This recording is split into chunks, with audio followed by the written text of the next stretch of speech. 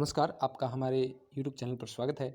आज हम लोक प्रशासन के पहले विषय के दूसरे कक्षा ले रहे हैं और इस कक्षा में हम यूपीएससी के सिलेबस को कवर कर रहे हैं। चूँकि मैं पहले भी बता चुका हूँ कि ये सिलेबस यूपीएससी के अलावा जहाँ कहीं भी पब्लिक एडमिनिस्ट्रेशन लोक प्रशासन का अध्ययन होता है वहाँ हर जगह उपयोगी होगा।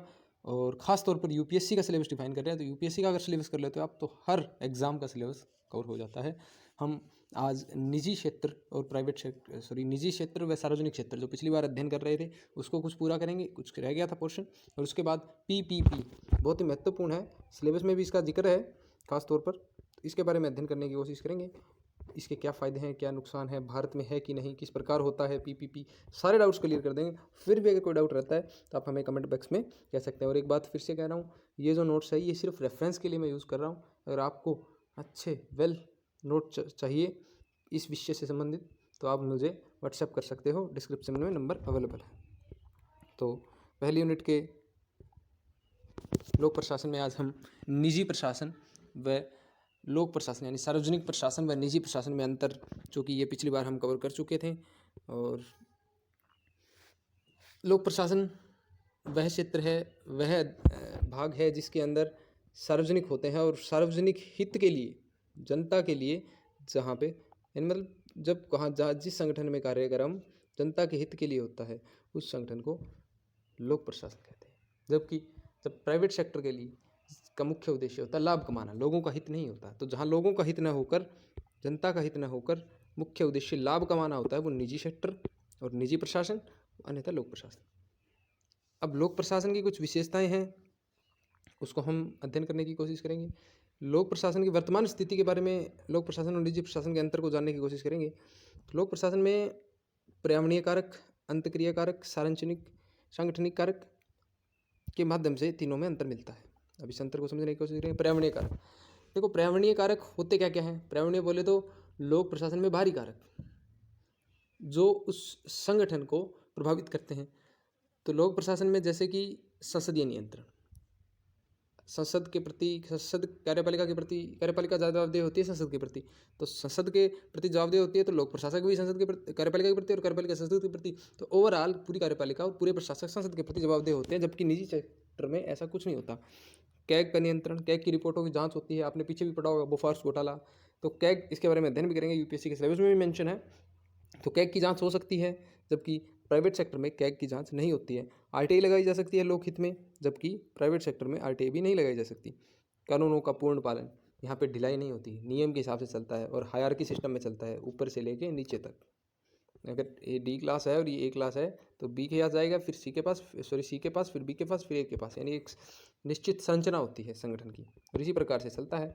जबकि प्राइवेट सेक्टर में ऐसा होना जरूरी नहीं है। आरटीआई लगा सकते हैं। और एक सिटीजन चार्टर सिलेबस में हम आगे डिस्कस करेंगे, ये होता है लोक शास्त्र में, यानी एक नैतिक जिम्मेदारी होती है कि मैं इतने दिनों में काम करूंगा, और कुछ नियम कानून होते हैं। जबकि निजी क्षेत्र में ऐसा कुछ नहीं होता। और तो ये निजी क्षेत्र में पर्यावरणीय अंतर है दोनों के मध्य अंतर्क्रिया संगठन, यानी संगठन के अंदर जो व्यवहार होता है उसमें भी दोनों अंतर है। देखेंगे किस प्रकार के हैं। जैसा कि हम जानते हैं कि संगठन के अंदर भी कुछ अंतर मिलते हैं। उसमें सबसे पहला है संगठन तक सीमित नहीं होता इसका प्रभाव, यानी एक सरकारी कार्मिक है, अगर वो कोई कार्य कर रहा है तो उसका प्रभाव एक संगठन तक सीमित नहीं है, उसका प्रभाव व्यापक होता है। अगर एक डीसी ऑफिस में कार्यरत कोई कर्मचारी कोई रजिस्ट्री का काम कर रहा है, माफ़ कीजिए रजिस्ट्री तहसील में होती है, रजिस्ट्री तहसील का कोई काम है, डीसी ऑफिस का कोई काम है, तो वो अन्य जगह पर भी उसका प्रभाव पड़ता है। लेकिन निजी क्षेत्र में ऐसा नहीं होता। अगर कोई एक व्यक्ति पुर्जा बना रहा है कोई कंपनी का, तो वो उस कंपनी और उस मशीन तक सीमित है, न कि पूरे डिस्ट्रिक्ट तक सीमित है। जबकि डिस्ट्रिक्ट कलेक्टर का जो ऑफिस होता है वो पूरी डिस्ट्रिक्ट में अपने व्यापक प्रभाव डालता है, और वहाँ के कर्मचारी भी। निश्चित रूप से इसके व्यापक प्रभाव होता है और इसका उद्देश्य लोकहित होता है और व्यापक लोकहित होता है। ये नहीं कि एक दो व्यक्ति का कार्यक्रम करना और सिर्फ लाभ कमाना, जैसा हम देख चुके हैं। यहाँ के कार्मिक सत्यनिष्ठ, ईमानदार व अपने कर्तव्य के अधिकतर पालन करते हैं, और पालन करना पड़ता है। नियम कानूनों में बंधे होते हैं, औपचारिकताओं में बंधे होते हैं। ये यहाँ की खास बात है। जबकि निजी क्षेत्र में मैं कहता हूँ होता है, हर कंपनी के कुछ नियम है, कोड ऑफ कंडक्ट है, पर सरकारी सेक्टर में कुछ ज़्यादा ही है। कुछ निश्चित ही औपचारिकताएं रखनी पड़ती है। अगर आप एक दिन 1 घंटा भी ऑफिस में उपस्थित नहीं हो, चूँकि मैं एक खुद कर्मचारी हूँ इसलिए मैं आपको बता रहा हूँ, अगर आप एक आधी घंटा भी लेट हो गए और आपके अधिकारियों ने, उच्च अधिकारियों ने, वैसे तो होता नहीं है, पर अगर उच्च अधिकारियों ने चेक कर लिया तो निश्चित रूप से आप इसको, अगर कोई अधिकारी खराब है तो निश्चित रूप से आपको उसका दंड भुगतना पड़ सकता है। यहाँ तक कि कई बार सस्पेंशन भी हो जाता है, यानी एक एब्सेंट के लिए आपको काफ़ी ज़्यादा आपके करियर में बहुत बार सफ़र करना पड़ता है। तो ये होता है, जबकि प्राइवेट सेक्टर में ऐसा नहीं होता है। उसके अलावा सांगठनिक संरचना में भी अंतर मिलता है। सरकारी में ये संगठन है, ये ए क्लास है, ये B C D fourth class है, तो इनके मध्य अंतर होता है। अर्थात अगर ए तक कोई व्यक्ति पहुंचना चाहता है तो वो ये सीधा नहीं जा सकता। यहाँ तक कि कई बार तो ये सीधे इससे बात भी नहीं करते हैं, तो ये समस्या है। ये पूरा चेन में जाएगा, सी वाला से भी नहीं करते हैं तो सी, फिर बी, फिर ए, इस माध्यम से चलता है। इस वजह से सरकारी जो कार्य होते हैं उसमें औपचारिकताएं बहुत होती है, और औपचारिकताओं की वजह से औपचारिकताएं बहुत होती है और औपचारिकताओं की वजह से समय बहुत लगता है, जिसे लाल फीताशाही भी कहते हैं, हमने कल भी डिस्कस किया था। उसके अलावा इसमें भर्ती का प्रक्रिया का अंतर होता है, और हटाना और भर्ती करना सरकारी सेक्टर में काफ़ी मुश्किल है, और इसीलिए इसी स्थायित्व की वजह से इस नौकरी के पीछे लोग भागे फिरते हैं, और इसीलिए इसकी इतनी वैल्यू है। तो स्थायित्व ज़्यादा होता है कंपेयर टू प्राइवेट सेक्टर। हाँ, स्थायित्व आजकल प्राइवेट में भी हो गया, पर कंपेरेटिव सरकारी उतना नहीं है। जवाबदेही ज़्यादा व्यापक होती है। यहाँ पर मैं आपको पहले भी बता चुका हूँ, अगर कोई आपसे गलती हो जाती है तो note issue in case of private sector, जबकि सरकारी सेक्टर में गलती हो गई तो आपके अधिकारी पे डिपेंड करता है, वो आपको किस हद तक सज़ा दे सकता है, यहाँ तक कि आपका डिमोशन भी किया जा सकता है। तो ये कुछ दोनों में अंतर होते हैं। अब हम नेक्स्ट टॉपिक करने जा रहे हैं, वो बहुत ही महत्वपूर्ण टॉपिक है, और न केवल आपके पब्लिक एडमिनिस्ट्रेशन में काम देगा, आपके जीएस में भी काम देगा, गवर्नेंस वाले पेपर GS 2 में खास तौर पर। और तो बहुत ही अच्छा टॉपिक है, और आज के समय की मांग है करंट अफेयर के हिसाब से, और प्रीलिम्स में भी इससे संबंधित क्वेश्चन आने की संभावना बनी रहती है। तो व्हाट इज़ PPP? PPP में देखो दो सेक्टर होते हैं और उनके बीच में पार्टनरशिप है, पब्लिक प्राइवेट पार्टनरशिप, यानी त्यो फील्ड जनता और प्राइवेट सेक्टर निजी क्षेत्र जब दोनों मिलकर किसी परियोजना को करें तो उसको PPP कहते हैं, यानी ये प्राइवेट नहीं है। कई लोगों की अवधारणा होती है कि ये प्राइवेट सेक्टर को दिया जा रहा कोई कार्य है, नहीं। उदाहरण के लिए सरकार के पास कोई परियोजना के लिए धन की जरूरत है, सरकार के पास धन नहीं है, कर्जा ले, उससे अच्छा सरकार समझते है कि कोई परियोजना कोई कंपनी बना के दे दे, उस पर सारा इन्वेस्टमेंट कर दे, और जो भी खर्चा आएगा वो सरकार नहीं, कंपनी वहन करेगी। और रोड भी बन गया, उदाहरण के लिए कोई रोड की बात थी, रोड भी बन गया, उसके बाद टोल टैक्स लगा लेगी कंपनी, तो टोल टैक्स के माध्यम से वो अपने पैसे कर लेगी पूरे, और सरकार को रोड बनाना नहीं पड़ा, तो सरकार को पैसे की जरूरत नहीं हुई, कुछ समय के बाद वो सरकार की संपत्ति हो जाएगी। तो इस प्रकार से निश्चित रूप से ये कार्य लाभकारी है। देखेंगे इसके भारत के सापेक्ष में इसके क्या नुकसान फायदे हैं, इसको आज हम देखने की कोशिश करेंगे। तो PPP आया क्यों? क्योंकि 1950 तक भारत जब आज़ाद हुआ 1947, उसके बाद 50 तक भारत की अवधारणा सामाजिकवाद थी, यानी हम सरकारी सेक्टर में अधिक विश्वास करते थे और प्राइवेट सेक्टर को अपने पास आने नहीं देते थे। यहाँ तक कि आपको जान के हैरानी होगी कि 1997 तक भारत में एक भी ब्रेड की फैक्ट्री और कंपनी प्राइवेट सेक्टर में नहीं थी, और आज एक भी कंपनी सरकारी सेक्टर की नहीं है। तो ये अंतर है स्पष्ट रूप से कि पहले की जो सरकारें थी उसका प्रमुख उद्देश्य सार्वजनिकरण था, लेकिन और 1950 से लेकर इसको पब्लिक एडमिनिस्ट्रेशन की भाषा में बोले तो न्यू पब्लिक एडमिनिस्ट्रेशन था ये। तो पहले जो लोक प्रशासन पुराना होता था उसका प्रमुख उद्देश्य होता था पुलिस राज्य नियंत्रण करना, लेकिन न्यू पब्लिक एडमिनिस्ट्रेशन आया, उसका प्रमुख उद्देश्य था लोक कल्याणकारी, यानी जो समाज है, राज्य है, उसको कल्याण करना चाहिए जनता का। और जनता का कल्याण कौन कर सकता है? प्राइवेट सेक्टर ही कर सकता नहीं सकता, सरकारी सेक्टर ही कर सकता है। तो इसलिए उस समय तक रोज कल्याणकारी के रूप में राज्य को स्वीकार किया गया। और लेकिन क्या हुआ कि जब सरकारी सेक्टर अधिक हो गया, अधिक कार्मिक भर्ती हो गए, और सरकारी सेक्टर में लाल फीताशाही तो पहले थी, समस्याएं तो अनेक विद्यमान है जो हम ऊपर भी जिक्र कर चुके हैं। इन समस्याओं की वजह से सरकार को वित्तीय नुकसान होने लगा और राजकोषीय घाटा होने लगा। और 1990 में आपको जान के हैरानी होगी कि ऐसी स्थिति थी कि भारत को सोना गिरवी रख के कर्जा लेना पड़ा था, भारत को कोई पैसे नहीं दे रहा था। क्यों? क्योंकि भारत की वित्तीय स्थिति काफ़ी कमज़ोर हो चुकी थी। IMF से हम पैसे ले रहे थे बाहरी वित्तीय संस्थाओं से, तो वो संस्थाएं जैसे IMF हो गई, WHO हो गया, वर्ल्ड बैंक WB, तो ये संस्थाएं हमें पैसा दे रही थी, पर इसके लिए कंडीशन लगा रही थी कि आप अपने देश में प्राइवेटाइजेशन लाओ, बाजारवाद लाओ। एक क्वेश्चन आता है, चीन हमारे साथ आज़ाद हुआ था, चीन आज़ाद लगभग 1949-50 में हुआ था और हम आज़ाद 1947 में, और चीन के और हमारे संसाधन भी आसपास समान थे, पर आज चीन कहाँ है? चीन की आज GDP 14 ट्रिलियन के आसपास है, और भारत की तो अभी 2 ही है, 2.12 ऐसा कुछ।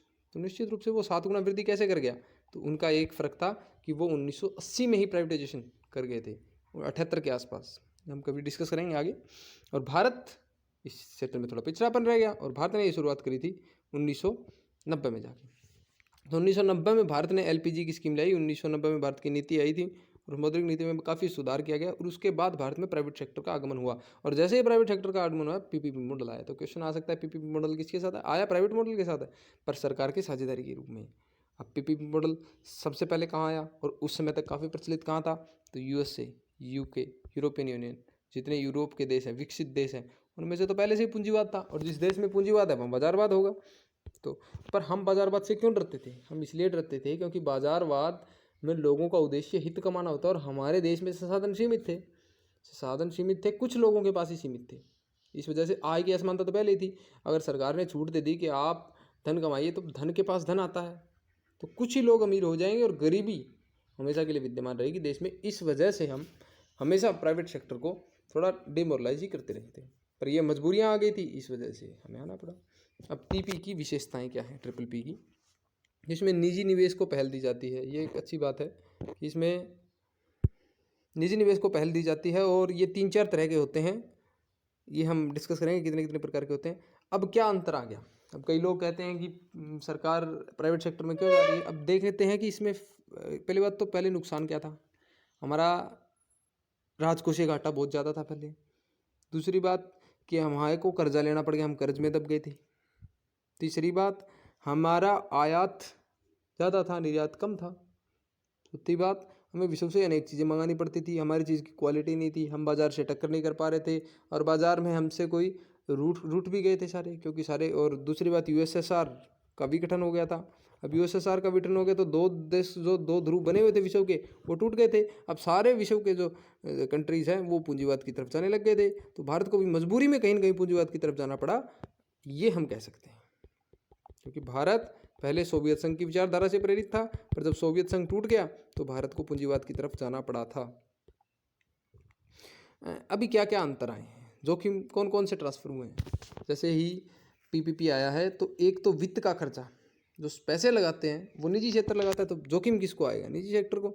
और प्राइवेट सेक्टर को पहले आता था, अभी कोई सेक्टर नहीं है, अभी कोई नुकसान नहीं है।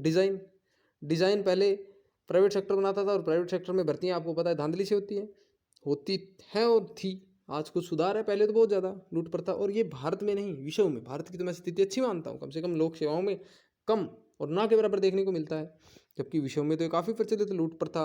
आगे डिस्कस भी करेंगे। तो डिज़ाइन पहले प्राइवेट सेक्टर नहीं बनाता था, सरकारी सेक्टर बनाता था। अब डिज़ाइन बनाएगा तो वो कैसा बनाएगा, वो समस्या थी, रिस्क ज़्यादा था। तो इसमें कोई रिस्क नहीं है। इंफ्रास्ट्रक्चर जो निर्माण करना है किसी भी परियोजना का, तो वो पहले प्राइवेट सेक्टर नहीं बनाता था, सरकारी सेक्टर बनाता था। रिस्क किसको था? पहले प्राइवेट को था, पहले सरकारी को था, अभी प्राइवेट सेक्टर को। यानी सब कुछ रिस्क। और स्वामित्व पहले कुछ समय के लिए प्राइवेट सेक्टर का, और उसके बाद लोक सेक्टर का। यानी अगर कोई टोल बना है तो उस टोल को एक निश्चित समय के लिए प्राइवेट कंपनी रखेगी, उसके बाद ये स्थानांतरित कर देगी सरकार को। इस तरह हम ये कह सकते हैं कि कई जोखिम सीधे सीधे किसको ट्रांसफ़र हो गए हैं? निजी सेक्टर को। तो अच्छा तो है, पर इसकी कुछ कमियां भी है, देखेंगे। तो भारत में पीपीपी 1990 के बाद एलपीजी के साथ आया था, और भारत में पीपीपी के कारण, जो हम डिस्कस कर चुके हैं, निजी निवेश के बाद निम्न गुणवत्ता व उत्पादन, ये जो समस्या थी वो ख़त्म हो गई है। उसके बाद सरकार के पास संसाधन व धन का अभाव, उस समय अभाव था। मैं बता चुका हूँ, हमने वर्ल्ड बैंक से लोन लिया था, और लोन हमें दे नहीं रहे थे, उसलिए कंडीशन लगाई थी, तो धन संसाधनों का अभाव था। और ग्राहक उन्मुखीकरण, लोग तंग आ गए थे। दुनिया तो एनपीए से आ गई थी, नियो पब्लिक एडमिनिस्ट्रेशन। आगे पढ़ेंगे क्या क्या चीज़ें हैं। पब्लिक एडमिनिस्ट्रेशन के विद्यार्थी होते हैं, टेक्निकल शब्द कुछ आने चाहिए। और नियो पब्लिक एडमिनिस्ट्रेशन के बाद एनपीएम। तो जनता तो आ रही थी एनपीएम की तरफ, और भारत अब तक एनपीए से ही बाहर नहीं निकला था। इस वजह से, और एनपीए में भी खास तौर पर लोक उन्मुखीकरण, यहाँ से शब्द आ जाता है ग्राहक उन्मुखीकरण। यानी ग्राहक जैसा चाहता है वैसा बनाओ। अब ग्राहक को चाहिए ब्रेड, और आपा बना रहे हैं रोटियां, तो अच्छा नहीं है ना वो ग्राहक के लिए। लोकतंत्र में उसको स्वतंत्रता नहीं है, तो एक तरह से लोकतंत्र के लिए भी हानिकारक था, इसलिए प्राइवेट सेक्टर आया।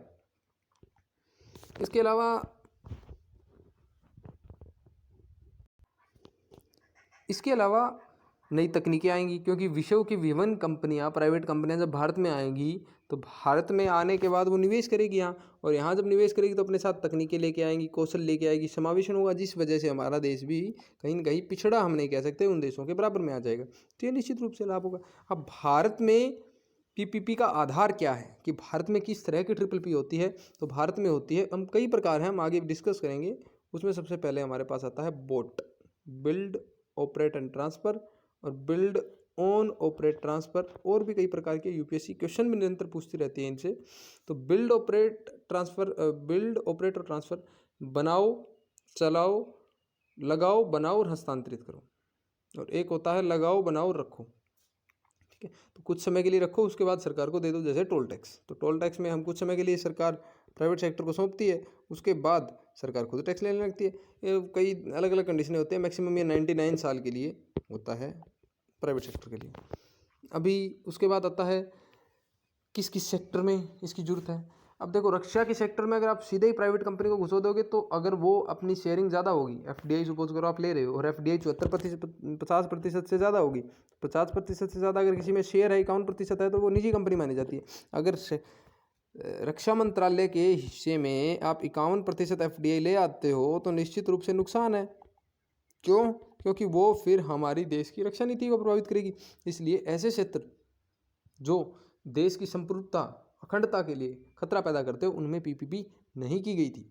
हालांकि आज के सेक्टर में अभी तो पीपीपी की मात्रा इन डिफेंस के सेक्टर में भी 74% तक बढ़ा दी गई, लेकिन वो कुछ कंडीशन के साथ है। ये नहीं कि हर सेक्टर में आप कर सकते हो, उसमें कुछ कंडीशन है, वो हम कभी आगे डिस्कस करेंगे। अभी आलोचनाएं, अब कहाँ कहाँ होता है मैं सेक्टर बता देता हूँ। सड़क निर्माण में, सड़क निर्माण करना है, सबसे ज़्यादा प्रयोग होता है ट्रिपल पी का। उसके बाद विद्युत में, पर्यटन में, स्पेशल इकोनॉमिक जोन, कुछ ऐसे क्षेत्र बना लिए जाते हैं जिन पे विशेष छूट दी जाती है, ताकि बाहरी कंपनियाँ आएँ और वहाँ के लोकल क्षेत्र के जो लोग हैं उनका विकास हो, तो वहाँ पे भी। और सड़क आधार शहरों को निर्माण में भी, और परिवहन में। ये कुछ ऐसे सेक्टर हैं, जैसे रेलवे हो गया, और आजकल तो मेट्रो, और नेवी के सेक्टर में, एयरफोर्स के सेक्टर में, हर जगह पीपीपी का आजकल पर्सनल देखने को मिलता है। अब पीपीपी, हमने इतनी पीपी की बड़ाई कर दी, अब पीपीपी की आलोचनाएं करते हैं। पीपीपी में देखो, सबसे बड़ी आलोचना तो ये है कि आय की असमानता निश्चित रूप से बढ़ेगी, क्योंकि आय धन एक प्राइवेट कंपनी है, वो अपने हित के लिए कमाना चाहेगी। और आज अडानी और अंबानी का जो इतना विरोध हो रहा है, वो निश्चित रूप से इस पीपीपी की वजह से ही है। प्राइवेट सेक्टर आएगा तो प्राइवेट प्लेयर लाभ कमाना चाहेगा, उसे जनता के हित का कोई मतलब नहीं है। और दूर दराज सेक्टर, जैसे कि अगर जम्मू कश्मीर में अगर अंबानी को टावर लगाना, तो अंबानी टावर नहीं लगाएगा, वहाँ बीएसएनएल को ही टावर लगाना पड़ेगा, और वहाँ नुकसान है।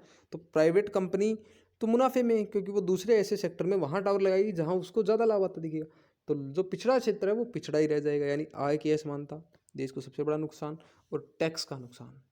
ये कंपनियां क्या करती है, पीपीपी के माध्यम से सरकार में घुस जाती है, और उसके बाद तीसरी कोई कंपनी ले आती है, कहती है कि हमारी सरकार के साथ योजना से कोई बाहरी कंपनी है, बाहरी कंपनी सरकार के साथ पीपीपी लगाती है, और वो कंपनी कोई निश्चित प्रोजेक्ट के लिए काम कर रही है, और बाहर से कोई दूसरी सब्सिडरीज ले आती है और कह देती है कि हम तो उस कंपनी के अलाइड है, इसलिए हमें टैक्स में छूट दे दीजिए। तो टैक्स का नुकसान देश को हो रहा है, और उस कंपनी को टैक्स बच रहा है, ये तो निश्चित रूप से हानिकारक है। उसके बाद कंपटीशन बढ़ जाता है, और प्रतिस्पर्धा बढ़ने के साथ भारत का जो सेक्टर पिछड़ा हुआ था, अब कहाँ तो चाइना, कहाँ यूएसए जैसे विकसित देश, उनके साथ हमारे उद्योग धंधों को टक्कर करनी पड़ती है।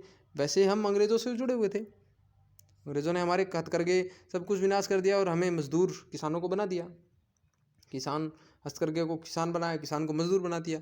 इसी तरह ये कंपनियां भी प्राइवेट बाहरी सेक्टर को आकर हमारे जो निजी यहाँ के लोकल सेक्टर है, लोकल, उसको नुकसान पहुंचा रही है। एलपीजी का भी नुकसान है ये, हम कभी एलपीजी को भी डिस्कस करेंगे आगे। कमज़ोर गुणवत्ता, अब पहले सरकारी सेक्टर के जो काम होते थे, आपने देखा भी होगा, पहले जो काम होते थे वो स्थायी होते थे। अगर एक सड़क बना दी तो वो काफ़ी समय के लिए चलती थी, लेकिन आजकल तो पीछे आगे से सड़क बनाते हैं और पीछे से खराब हो जाती है। मैं यमुनानगर में जहाँ पोस्टिंग थी मेरी पहले, वहाँ भी मैंने ऐसी समस्या देखी थी कि, और बाकायदा मैं साइट पे भी था, पर उतनी पावर नहीं थी उस समय मेरे पास कि मैं उसको बंद करवा सकूँ। आगे से उन्होंने सड़क बनाई, और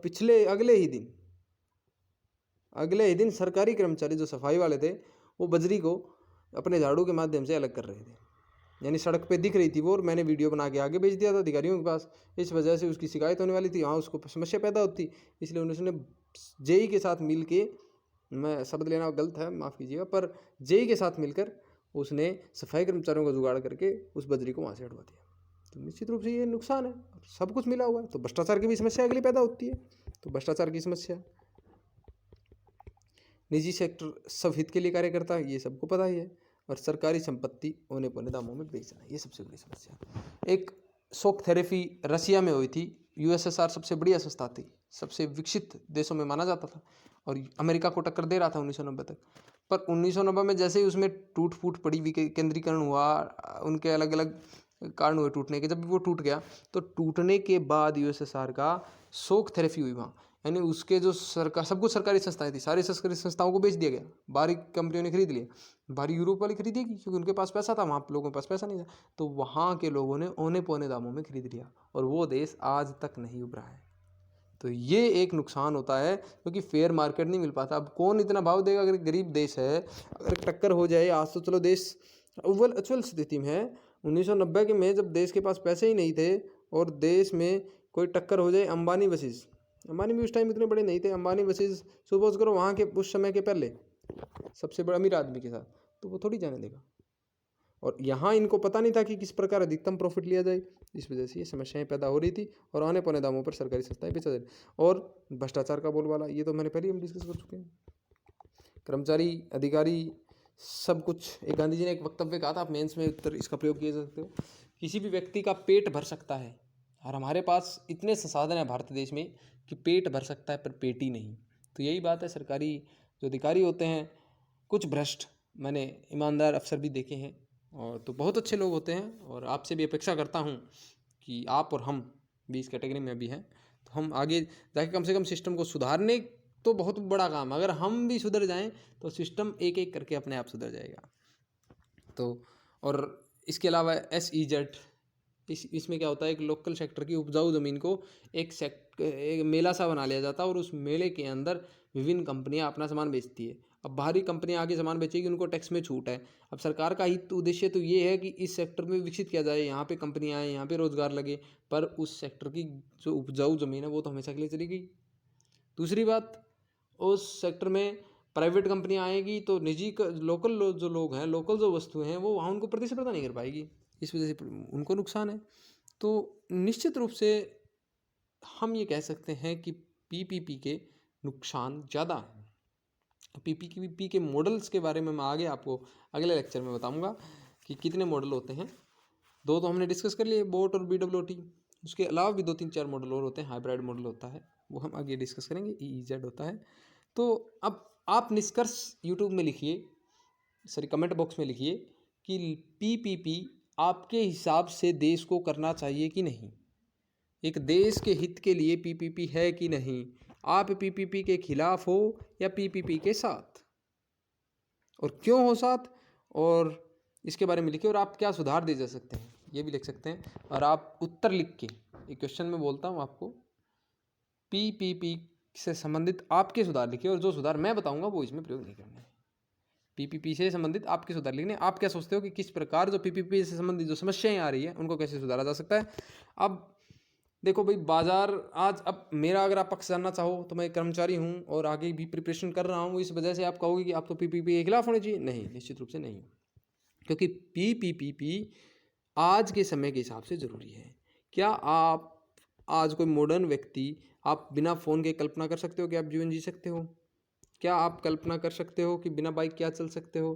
क्या आप कल्पना कर सकते हो कि आज आप बिना कूलर पंखे के रह सकते हो? तो समय के अनुसार बदलाव ज़रूरी है। तो क्या हो सकता है, इसकी जो सिस्टम है, जो संरचना है, इसके जो फंक्शन है, उसमें सुधार किया जा सकता है, न कि पूरी संस्था को खराब कर दिया जाए। तो PPP कुछ सेक्टरों में बहुत अच्छा हुआ है, योगदान भी हम देख रहे हैं, रोडों में अच्छा खासा चल रहा है, रेलवे अगर आ रहा है तो अच्छा ही है, नुकसान क्या है। पर इसमें कुछ सुधारों की अपेक्षित है। निश्चित रूप से अगर पॉजिटिव वे लाया जाए तो चाइना देख लो आप, फायदे हैं तभी चाइना ग्रो कर रहा है। तो फायदे तो हैं, अपने निजी हित के लिए सोचना कि मेरी नौकरी चली जाएगी या मैं नौकरी नहीं लूँगा, सिर्फ इस हित के लिए PPP का विरोध करना निश्चित रूप से गलत है। देश हित में सोचे तो कोई भी देश के लिए PPP जरूरी है। अगर उसके पास संसाधन है, बाजार है और उसके पास लोग हैं, रोजगार की जरूरत है, तो यहाँ से आएगा रोजगार। हम जब हमारा कोई लोकल ब्रांड है वो अच्छा बनेगा, विकसित होगा, तो वो अपने आप बाहरी देशों में उसकी मांग उठेगी, और जब मांग उठेगी तो बाहर वाले आपको पता है कितना पैसा देते हैं। ऊँट की सवारी के राजस्थान में कई बार मैंने देखा है, हमारे वालों से तो लेते हैं 50-60 रुपये एक बार चढ़ने के, और उनसे ले लेते हैं 500-500, 1000 रुपये। तो निश्चित रूप से कुछ भी तरह करके रोजगार तो आ रहा है, पैसे तो भारत में आ रहे हैं, तो फायदा तो है ही। तो किस प्रकार इसमें सुधार किए जा सकते हैं? एक होता है निष्पक्ष स्वतंत्र बोली, सत्यनिष्ठता कार्मिकों की जरूरत है, और इसको ऑनलाइन कर दिया जाना चाहिए। जब भी आप सुधार दिख रहे हो, आपके अधिकतम सुधार ऑनलाइन में होने चाहिए। अगर बोलियां ऑनलाइन कर दी, ऑनलाइन टेंडर छूटने लग गए, तो निश्चित रूप से इस समस्याओं का हल हो जाएगा। निष्पक्ष बोली होनी चाहिए, और अधिकारियों कर्मचारियों को निश्चित रूप से सोचना चाहिए कि ये देश उनका है। अगर इस तरह इनको खाने लग गए तो इस देश में जो उनका पेट भर रहा है उसका इतना शोषण हो जाएगा, इतना कमज़ोर और गरीब हो जाएगा। अगर वो पैसा खा रहे तो वो किसका खा रहे हैं? आम लोग का, आपका और मेरा खा रहे हैं। वो सोचते हैं हम सरकार का खा रहे हैं, वो आम लोगों का खा रहे हैं। इसलिए हमारा भी जवाबदेही बनती है कि उन लोगों को रोका जाए भ्रष्टाचार करने से, और हमारी भी ये जवाबदेही बनती है उनको समझाने की कि आप दूसरों का पेट मार के, चीरा मार के अगर खुद खुश हो रहे हो तो ये अच्छा नहीं है। तो जहाँ भी आपको आसपास लगे एक मुहिम शुरू कीजिए। कि क्या होता है कि मैं जब जॉब लगा था तो ये सारे ही डिस्कस करते थे, मतलब भ्रष्टाचार नहीं करना चाहिए, नहीं करना चाहिए, गलत है, गलत है। पर थोड़े दिनों बाद एक बात मेरे सामने आने लगी, बोले ऊपर की कमाई कितनी है। मैंने कहा कमाल है, भ्रष्टाचार में और ऊपर की कमाई में अंतर क्या है? तो हम कोई भी नौकरी देखते हैं उसमें ये देखते हैं कि ऊपर के पैसे कितने हैं, जो निश्चित रूप से गलत है। आप भ्रष्टाचार के खिलाफ होते हो, जब दूसरा करे तो आप दूसरा पकड़ता है। जैसे सुपोज करो कल परसों एक CSI पकड़ा गया 17.5 लाख की रिश्वत लेते हुए। अब CSI पकड़ा गया तो मैंने, आप जैसे ने कितनों ने कहा बड़ा सही हुआ यार, बड़ा खराब बनता था, ये था वो था। और जब खुद हम कर रहे होंगे तो यार ऊपर की कमाई है, टाइम पास नहीं होता, आजकल बच्चे पढ़ने, ये वो गलत है। आप सुधरोगे तभी सिस्टम सुधरेगा, और आप सुधरे हो इसका मतलब ये नहीं कि आप दूसरों को ना सुधारो। अगर आप आंखों के सामने गलत देख रहे हो तो गलत है।